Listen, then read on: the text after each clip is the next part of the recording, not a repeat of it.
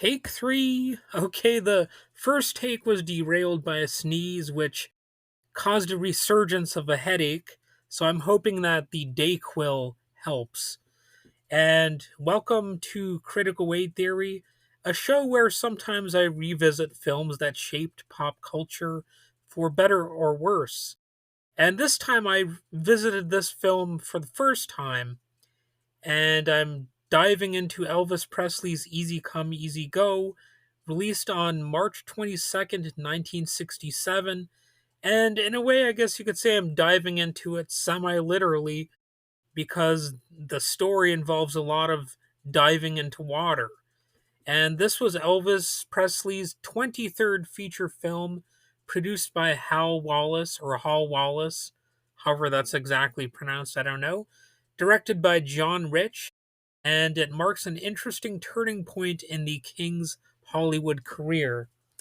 And I don't necessarily look at Elvis as the king of rock and roll, but that's what he's called, so I'm going to put aside the debate over whether or not he's the real king of rock, and I'm just going to humor the fans out there and just say, okay, we'll call him the king in this episode, all right? So, setting the stage for this film, by 1967, Elvis was firmly in his formula film phase. There were light, breezy musical comedies, that he was pumping out, designed less to break new ground and more to capitalize on his star power. Easy Come, Easy Go fits that mold perfectly. It has adventure, romance, comedy, and of course music, but it's also a prime example of how Elvis's movie career was losing momentum. And that's sort of an interesting place for me to start with watching Elvis movies, at a point where he was starting to decline. I guess a lot of people would want me to start, during his maybe first film or his best film or whatever, but we're going to start somewhere during his decline in this adventure into watching Elvis films. And the plot here is really straightforward. It's nice and simple. Elvis plays Lieutenant Ted Jackson, a Navy frogman, basically an underwater demolition expert. Now, I've always liked the word frogman, so I think this movie actually wins a point, or at least a half a point just for that alone. Because frogman is such a fun word. You know, I mean, maybe I'm being generous, like overly generous here, but I just like that word so much that the movie is going to automatically get like a half a star. And anyway, on a dive, Elvis's character, who again is named Ted Jackson, discovers a sunken treasure. After leaving the Navy, he teams up with a quirky band of pals to recover it. Naturally, there are rival treasure hunters, some comic misadventures, and plenty of songs along the way. There's even an underwater knife fight, sort of, that so you can't say this movie doesn't have any sort of action adventure stuff going on, because a knife fight, underwater, that's some serious business. It's a real threat to Elvis's character in the film, and obviously, they're probably not going to have a scene where somebody slits Elvis's throat in the water. Like, like imagine if they did that in the movie. It'd be quite a different movie altogether. And then they just showed Elvis's corpse floating.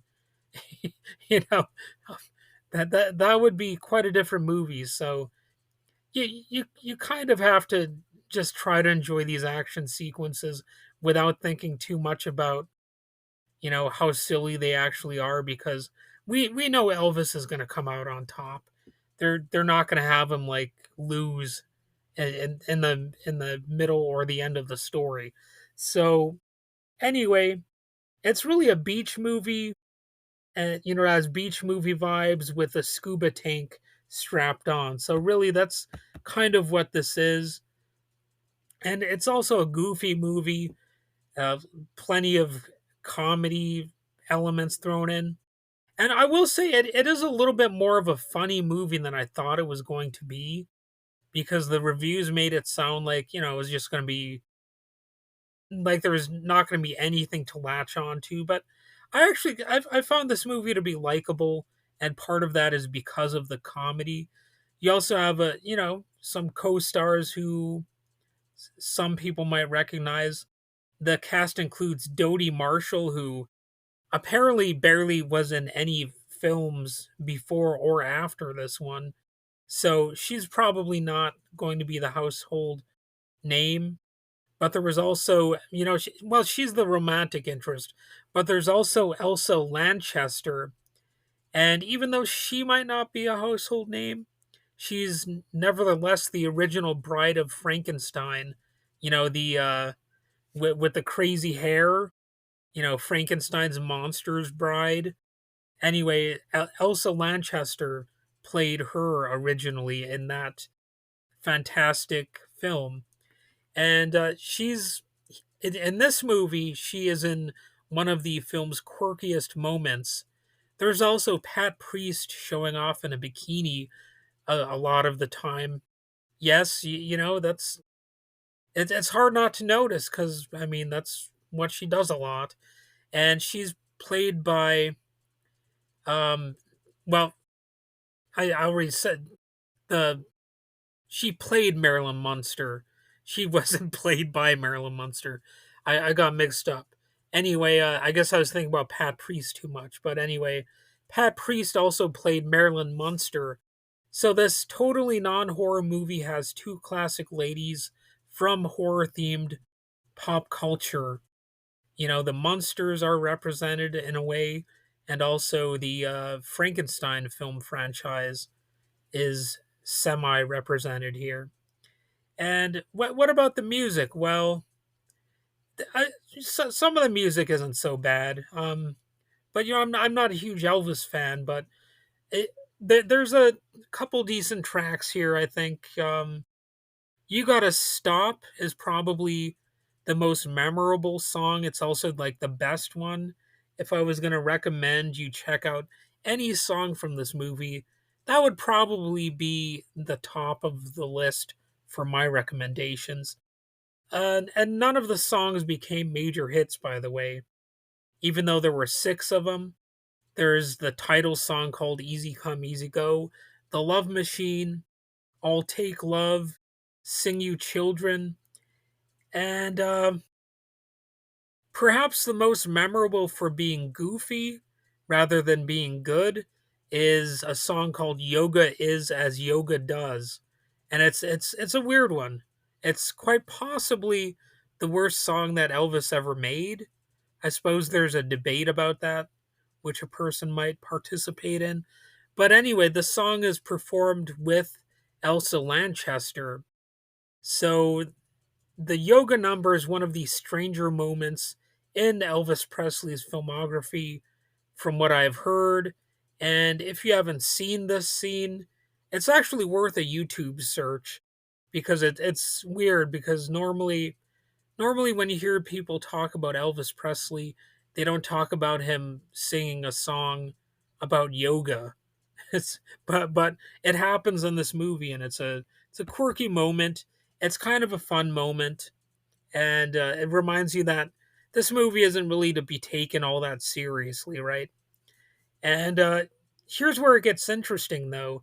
Although Easy Come, Easy Go was released in March 1967, just 2 weeks later, Elvis's next film, Double Trouble, hit theaters as well.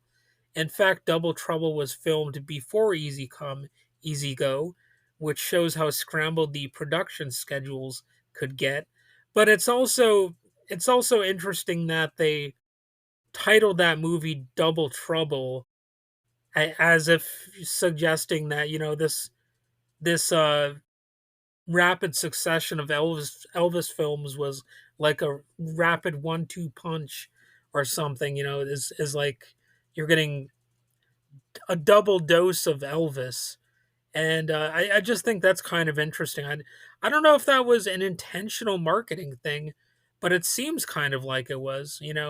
I just think that's interesting how they went into that sort of, I guess, the aspect of the movie title, Double Trouble, perhaps. I don't know. I haven't seen that movie yet. I'm probably going to watch it like years from now or something. It's going to take me a while to get through all of the Elvis films, but I might do so eventually. But I just find that interesting. And this was also the final Elvis film produced by Hal Wallis for Paramount. And Wallis had been instrumental in shepherding Elvis's movie career since Love Me Tender back in 1956. So it was a bit of a, a bit of a departure, I guess, a bit of a transitional period. Critics were not kind to this movie. I do have to say that. Roger Ebert gave the movie 1 star, calling it lazy filmmaking that existed only to showcase Elvis's singing. And to that, I just have to say, yeah. What do you expect, Roger? Like, were you, were you expecting it to showcase anything other than Elvis's singing? That's not what they made these movies for.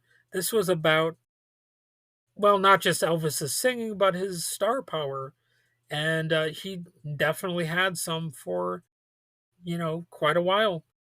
And this movie was really one of the ones that showed a diminishing star power, unfortunately for the king himself.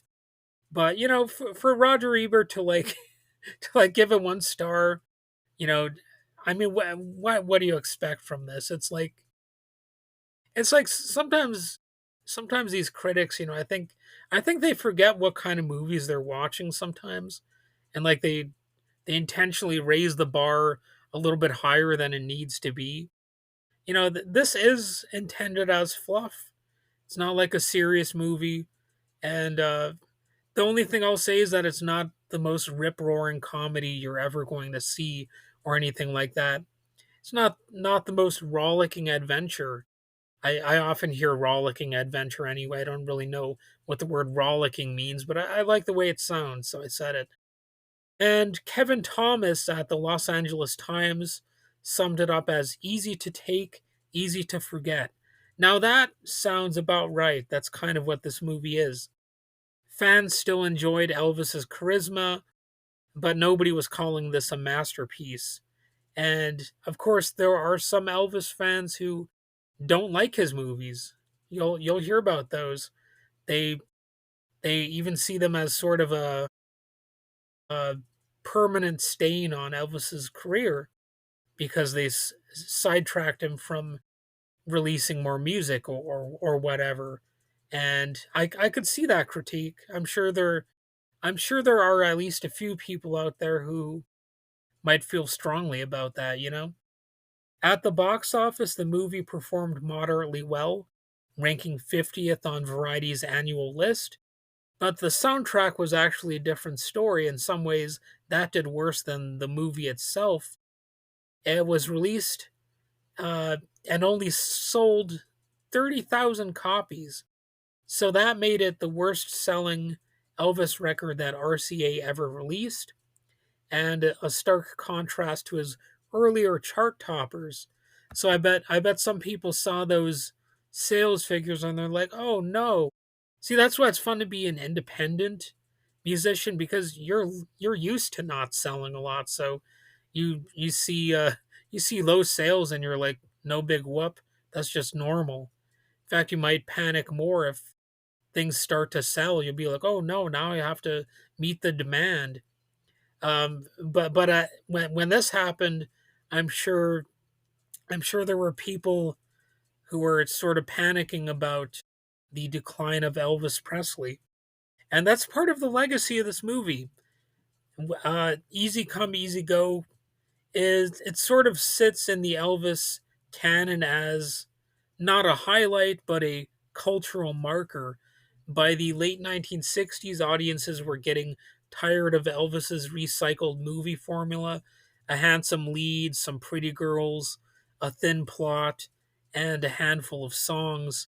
The industry was changing, music was evolving, and Elvis was stuck in a rut, sort of, at least. I mean, he did stage a pretty successful comeback though. So credit where it's due. Even in a lightweight project like this, you see flashes of magnetism, and it's a reminder that while the movies may not live up to his talent, his presence was undeniable. And it's not a film that changed cinema, but it tells us a lot about Elvis's career in 1967, caught between fading Hollywood formulas and the comeback that was still ahead. So, all right, uh, that's that's what I have to say about the movie, and have a good day.